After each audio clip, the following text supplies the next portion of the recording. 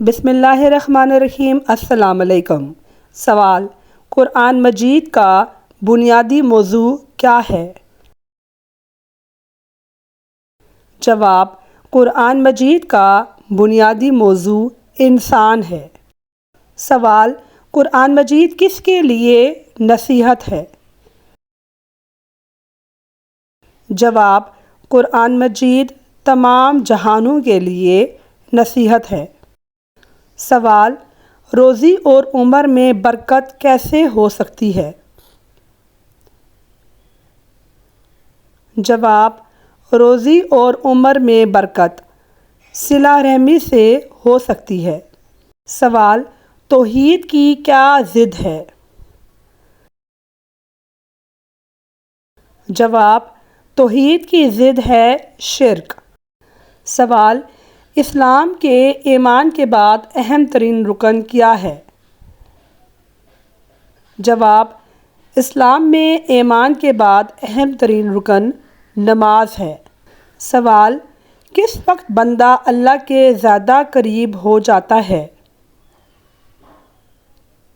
جواب: سجدے کے وقت انسان اللہ کے زیادہ قریب ہو جاتا ہے۔ سوال: صلح حدیبیہ کتنے عرصے تک قائم رہی؟ جواب: صلح حدیبیہ 2 سال تک قائم رہی۔ سوال: آپ صلی اللہ علیہ وآلہ وسلم مدینہ منورہ سے مکہ کتنے دن میں پہنچے؟ جواب: ہمارے نبی مکہ مکرمہ سے مدینہ منورہ 8 دن میں پہنچے۔ سوال: حضرت خدیجہ رضی اللہ تعالیٰ عنہا نے نبی کریم صلی اللہ علیہ وآلہ وسلم کو مال تجارت لے کر شام جانے کی پیشکش کیوں کی؟ جواب: حضرت محمد صلی اللہ علیہ وآلہ وسلم کی ایمانداری سے متاثر ہو کر یہ پیشکش کی۔ سوال: بقر عید کب ہوگی؟ جواب: بقر عید 6 جون یا 7 جون 2025 کو متوقع ہے۔ سوال: کیا قرآن میں چونٹی آنٹ کا ذکر موجود ہے؟ جواب: قرآن مجید میں چونٹی کا ذکر موجود ہے۔ سورہ نمل میں حضرت سلیمان علیہ السلام اور چونٹی کا واقعہ موجود ہے۔ سوال: قرآن مجید میں سب سے لمبا لفظ کون سا ہے؟ جواب: قرآن مجید میں سب سے لمبا لفظ ہے فَأَسْقِنَاكُمُ۔ سورہ الحجر۔ یہ ایک ہی لفظ ہے جس میں کئی ضمیریں شامل ہیں۔ سوال: قرآن میں سب سے لمبی آیت کون سی ہے؟ جواب: قرآن مجید کی سب سے لمبی آیت ہے آیت دین، سورہ البقرہ، آیت نمبر 282، قرض کے بارے میں ہے۔ سوال: دنیا میں سب سے پہلے نماز کس نے پڑھی تھی؟ جواب: دنیا میں سب سے پہلے نماز حضرت آدم علیہ السلام نے پڑھی تھی۔ سوال: وہ کون سی چیز ہے جو بغیر روح کے سجدہ کرتی ہے؟